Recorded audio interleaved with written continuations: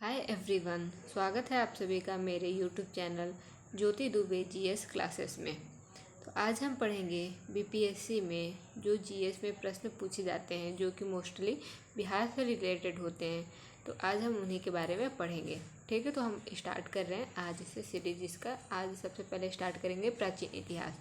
ठीक है, जो कि बिहार का इतिहास है, ठीक, जो कि हमेशा पूछे जाते हैं। तो चलिए स्टार्ट करते हैं।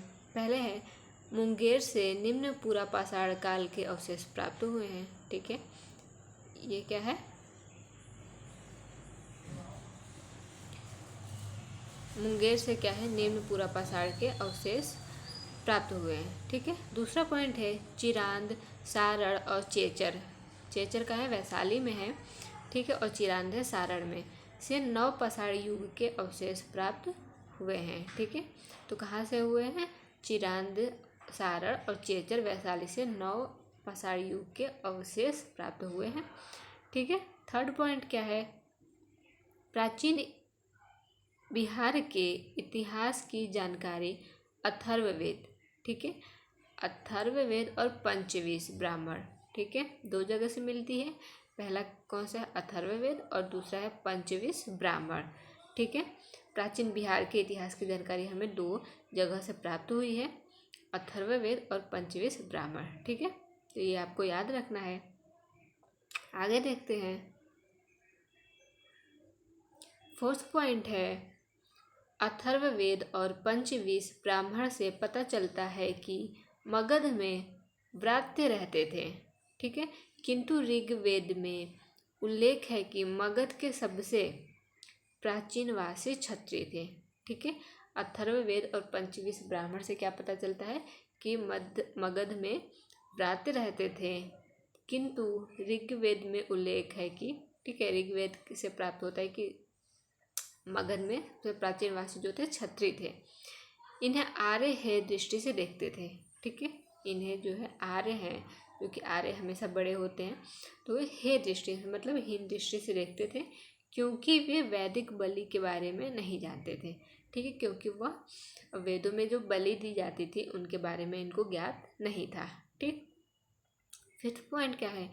कनिंघम ने बोधगया मंदिर को खोजा, किंतु उन्होंने गिरियर पहाड़ी में उत्खनन, ठीक है, क्या है, इसको पहले ऊपर कर लेते हैं, उत्खनन कर इंद्रशिला गुफा का पता लगाया, जिसका वर्णन ह्वेन-त्सांग और फाहियान ने किया है। ठीक है, कनिंघम जो थे उन्होंने बोधगया मंदिर को खोजा और गिरियत पहाड़ी में उत्खनन कर इंद्रशिला गुफा का पता लगाया, जिसका वर्णन ह्वेन-त्सांग और फाहियान ने किया था।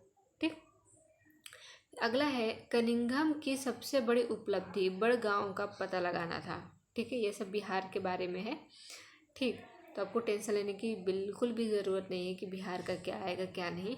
ठीक, बिहार का मैं सब कवर करवा दूंगी आप लोगों को। जो राजगीर के समीप प्राचीन नालंदा महाविहार का स्थल है, यहाँ से दो अभिलेख भी प्राप्त हुए हैं जिन पर नालंदा उत्कीर्ण है। ठीक, यहाँ तक समझ आ गया आप लोगों को? आगे बढ़ते हैं। कनिंघम ने बिहार शरीफ में घोषरावा गांव की पहचान। ठीक है, अगला पॉइंट है बिहार में शरीफ में, ठीक, बिहार शरीफ में घोषरावा गांव की पहचान कन्नौज के राजा यशोवर्मन द्वारा स्थापित गांव के रूप में की। ठीक है, नेक्स्ट है कनिंघम ने बसाड़ के अवशेषों के आधार पर वैशाली के प्राचीन स्थल का पता लगाया। पूर्वी चंपारण जनपद के केसरिया स्तूप, लौरिया अरेराज के स्तंभ का भी कनिंघम ने पता लगाया। ठीक है, कनिंघम जो है वो मतलब बिहार के रूप में अगर कहें तो बहुत कुछ इन्होंने खोज किया है। ठीक, आगे देखते हैं उत्तर वैदिक काल। ठीक है, क्या है? उत्तर वैदिक काल से बिहार का यह क्षेत्र प्राचीन इतिहास का अंग बन गया है। ठीक है, जो ये सब है ये कब से आया? बिहार में उत्तर वैदिक काल से है। ठीक है, तो आपको याद रख, उत्तर वैदिक काल से बिहार का यह क्षेत्र प्राचीन इतिहास का अंग बन गया। आधुनिक राजगृह और गया के पास का क्षेत्र में वर्णित है। ठीक है कट गया है, तो क्या है, वर्णित है। ठीक है, आधुनिक राजगृह और गया के पास क्षेत्र अथर्ववेद में है। ठीक, अथर्ववेद में। ठीक है, आगे बढ़ते हैं, आगे देखते हैं क्या है। कोढ़ को हटाने वाली औषधि का आविष्कार मगध में रहने वाले असुर माया रूप नामक प्रथम स्त्री चिकित्सक ने किया था। ठीक है, कोढ़, जो कोढ़ हो जाता है, हटाने वाली औषधि का आविष्कार मगध में रहने वाली असुर माया रूप नामक, ठीक है, ये स्त्री का नाम है, नामक प्रथम स्त्री चिकित्सक ने किया था। ये कौन थे, प्रथम स्त्री चिकित्सक। ठीक है, नेक्स्ट है बिहार के मिथिला क्षेत्र में, ठीक, बिहार का मिथिला जो क्षेत्र है में आर्यों का प्रवेश उत्तर वैदिक काल में हुआ था। ठीक है, कब हुआ था, उत्तर वैदिक काल में आर्यों का प्रवेश हुआ था। ठीक है, आगे बढ़ते हैं, आगे क्या है। विश्व में सबसे पहली गणतंत्रात्मक शासन पद्धति का जन्म वैशाली में हुआ। ठीक है, कहाँ हुआ था, वैशाली में हुआ था, ये हम याद रखेंगे। नेक्स्ट है विदेह माधव की कहानी। विदेह माधव जो है उनकी कहानी शतपथ ब्राह्मण में मिलती है, जिसमें विदेह माधव सरस्वती नदी के तट पर रहते थे। ठीक है, तथा वैश्वानर अग्नि को मुख धारण किए हुए थे। ठीक है, आगे बढ़ते हैं।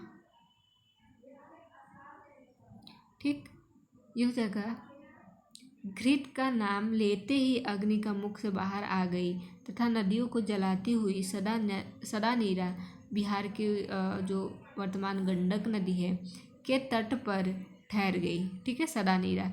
विदेह माधव अग्नि के पीछे पीछे अपने गुरु गौतम राहुगढ़ के साथ सदा नीरा के तट पर तक आए। सदा नीरा नदी कोसल और विदेह की सीमा थी। ठीक है, आपको समझ आ गया होगा, जो सदा नीरा नदी थी वो मतलब वर्तमान जिसका नाम है गंडक नदी, उसके बारे में ये बात कही गई है। ठीक, आगे बढ़ते हैं, आगे देखते हैं। छठी शताब्दी ईसा पूर्व के 16 महाजनपदों में बिहार के 3 महाजनपदों में, ठीक, 3 महाजनपदों मगध, वज्जी और अंग का वर्णन अंगुत्तर निकाय बौद्ध साहित्य एवं भगवती सूत्र जैन साहित्य में मिलता है। ठीक है, अंगुत्तर निकाय जो है बौद्ध साहित्य है और भगवती सूत्र जैन साहित्य है। ठीक, बिहार के 3 महाजनपद कौन कौन से, मगध, वज्जी और अंग। ठीक है, ये आपको याद रखना है कि बिहार के 3 महाजनपद है, मगध है, वज्जी है और अंग है। ठीक है, अंग जो है आधुनिक भागलपुर व मुंगेर जनपद। ठीक है, अंग जो है आधुनिक भागलपुर व मुंगेर जनपद की राजधानी चंपा थी। ठीक, बिंबिसार ने इसे मगध में मिला लिया था। ठीक है, जो बिंबिसार था उसने क्या किया था, इसको मगध में मिला लिया था। ठीक, आगे बढ़ते हैं। वज्जी जो था यह संघ मगध के उत्तर दिशा में 8 गणराज्यों का एक संघ था। ठीक है, ये बहुत ही शक्तिशाली संघ था वज्जी जो था। ठीक है, जिसमें विदेह, वज्जी, लिच्छवी विशेष प्रसिद्ध थे। ठीक है, आगे देखते हैं। वज्जी संघ में सबसे प्रबल लिच्छवी थे। ठीक है, जिनकी राजधानी वैशाली थी, जो आधुनिक वैशाली जनपद का बसाड़ गांव था। ठीक है, जो इस समय वर्तमान में जो है वैशाली जनपद का बसाड़ गांव था। विदेह अपने दार्शनिक राजाओं के लिए प्रसिद्ध था। ठीक है, विदेह जो है वो अपने दार्शनिक राजाओं के लिए प्रसिद्ध था। इसकी राजधानी मिथिला थी। ठीक है, तो आई होप आप लोग को ये वीडियो अच्छी लगी हो और समझ में भी आई हो। तो प्लीज़ अच्छी लगी हो तो लाइक, शेयर और सब्सक्राइब कर दें। अगर इसी तरह आपको और वीडियो चाहिए तो प्लीज़ कमेंट भी कर दें। ठीक है, मिलते हैं नेक्स्ट वीडियो में, तब तक के लिए थैंक यू।